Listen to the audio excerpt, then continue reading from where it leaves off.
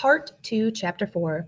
We lugged the groceries across the parking lot, down the ramp, and onto the sailboat. Below deck, we unpacked and stored all the cans of food. I slid open the front panel of the storage nook where I kept my running clothes. I'm going to run now.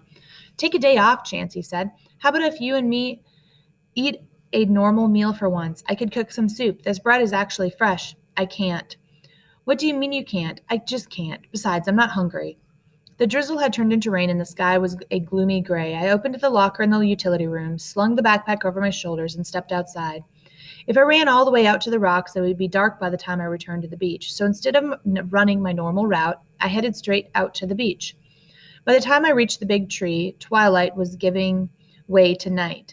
I stretched, looked carefully as I could into the shadows of the rocks. Nothing, but it was too dark to really see. I turned and checked the beach in both directions. No one. I stopped pretending I was stretching and instead reached into the openings in the rocks to feel around for a package. Still nothing. If only I'd brought a flashlight. I ran back along the beach, showered as usual, and then returned to my boat. My dad was gone. An unopened can of soup and a clean bowl sat on a small table. That night I lay awake thinking. I saw myself back on the beach, feeling around the rocks with my hands.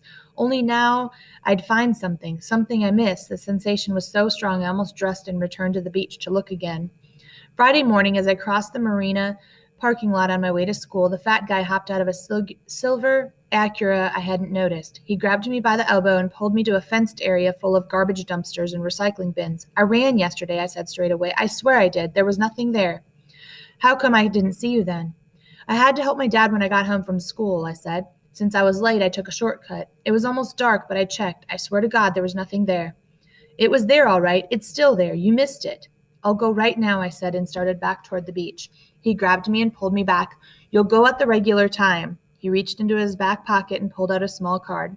He wrote something on the back of it and then handed it to me. You call that number if you are ever going to miss a pickup. Who do I ask for? You don't ask for nobody. It's an answering machine. At the beep, you leave a message. Chance is out of the race today. You understand? Yeah, I said, I understand.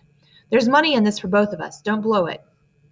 The package was the size of a loaf of bread. It was wedged between two rocks. The day before, my hands must have gone just under it. I dislodged it and then shoved it into my backpack. When I turned around, a little beagle was running toward me, his nose to the ground. A woman about 30 was 20 feet behind him. The dog started barking at me. That dog should be on a leash, I shouted. I'm sorry, she said. Then she started calling to her dog. Come here, Flip. Come on, boy. I kept a steady pace on the run back to the pier, the package thumping against my back. It was awkward, but I didn't care. I had my job. There was another package hidden in the rocks on Saturday. On Sunday afternoon, in the front pouch of the backpack, I found a sealed envelope. Inside were four $50 bills.